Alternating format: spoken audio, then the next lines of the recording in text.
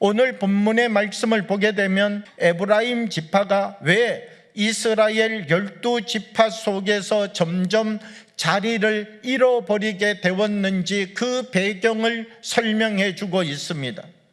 그럼 하나님은 에브라임 지파 대신 어떤 사람을 복되게 하시고 그 사람을 쓰시고자 하시는지도 사실 오늘 이 말씀의 배경의 뒤편 속에 숨어 있는 이야기들이 있다는 것이죠. 요셉에게는 두 아들이 있었습니다. 첫 번째 아들은 므낫세고 두 번째 아들은 에브라임이었습니다.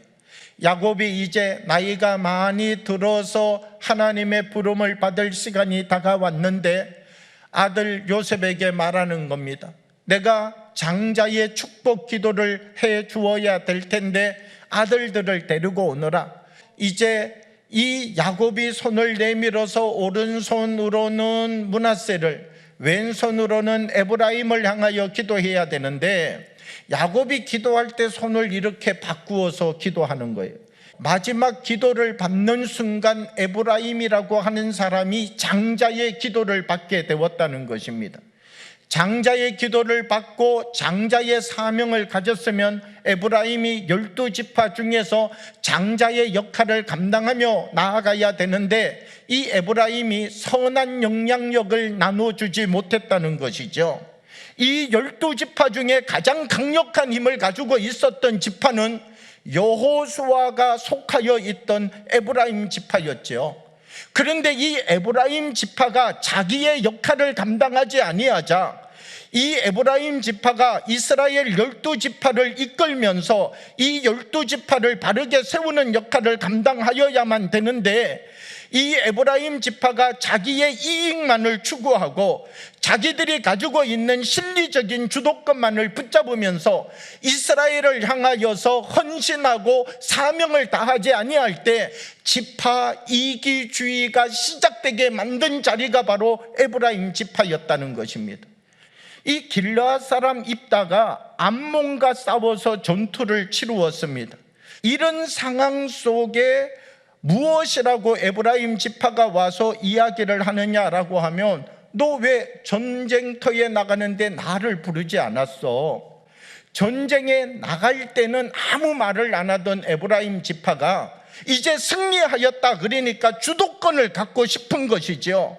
그래서 이 입다를 향하여서 에브라임 사람들이 군대를 이끌고 오게 되었다는 것입니다. 그런데 이 입다라고 하는 사람은 사생아예요. 입다라고 하는 사람은요 산적 두목 출신이에요. 무서운 게 없는 사람이에요. 그런데 거기에 와가지고 자꾸 입다의 감정을 건드리니까 입다가 야 길르앗 사람 다 모여라, 우리 오늘 에브라임을 한번 본때를 보여주자. 그래서 전쟁이 일어나게 되었다는 거죠. 이 전쟁의 결과가 어떠했느냐? 42,000명이 그 전투에서 목숨을 잃게 되었습니다. 이 에브라임 지파가 계속해서 이스라엘을 이끌어왔던 지파인데 이 전쟁을 중심으로 하여서 에브라임 지파는 이제 이스라엘 역사 속에서 점점 더 쇠하여가는 지파가 되어버리고 말았다는 것입니다. 여기에 비해서 나타나고 등장하는 지파가 있었죠. 이 지파가 바로 유다 지파였습니다. 유다는 어떤 지파냐라고 우리가 한번 생각해 볼 필요가 있습니다. 요셉은 베냐민을 보면서 그들에게 풍족한 곡식을 주었습니다. 자루마다 가득가득씩 곡식을 담고 이제 집으로 떠나가는 것입니다. 그런데 요셉의 군대가 쫓아왔습니다. 너희들 거기에 섰거라. 그래서 섰더니 청청배력 같은 이야기를 하는 겁니다. 너희들에게 은혜를 베풀어서 곡식을 주었는데 감히 우리 총리의 은잔을 훔쳐가다니. 베냐민의 곡식 자루를 푸는데 거기에서 은잔이 나온 거예요. 그 은잔이 나오는 순간 요셉이 뭐라고 말합니까? 이 사람은 나의 종이 되어야 될 것이니라. 이 위기의 순간에 유다가 나서서 말하기 시작한다는 것입니다. 베냐민이 돌아가지 아니하면 늙은 내 아버지가 깊은 신음 가운데 빠져서 돌아가실 수 있습니다. 그러니까 제발 나를 여기에 남기고 내 동생 아우 베냐민을 아버지의 품으로 돌려보내 주십시오. 열 형제 중에서 아무도 말하지 않는 이 말을 유다가 말하고 있다는 거예요. 유다의 이 헌신이 무엇을 만들었어요?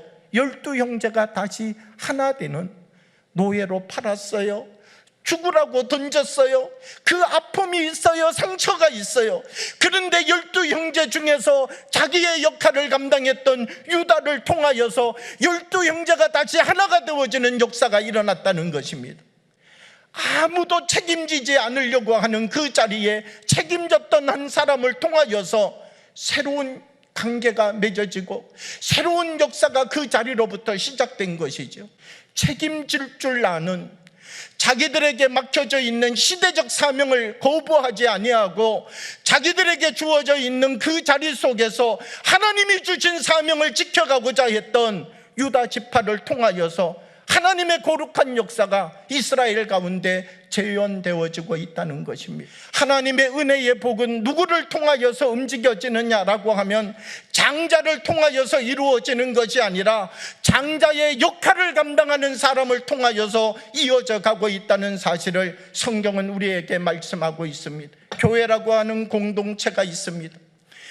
우리가 교회라고 하는 공동체는 시대와 역사 속에 하나님의 뜻을 이루어가는 공동체입니다. 언제나 우리가 하나님이 부르실 때 장자의 역할을 감당할 수 있는 사람, 하나님이 우리를 부르실 때 하나님의 말씀 앞에 서서 그 말씀으로 우리의 인생의 행로를 다시 잡을 수 있는 유다 지파와 같은, 없는 것 같지만 이스라엘이 가장 힘든 위기를 만났을 때 내 것을 그들에게 더 주고 가장 힘든 역할을 내가 감당하겠습니다라고 하는 이 지파를 통하여서 이스라엘이 다시 서는 역사가 일어났다는 것입니다.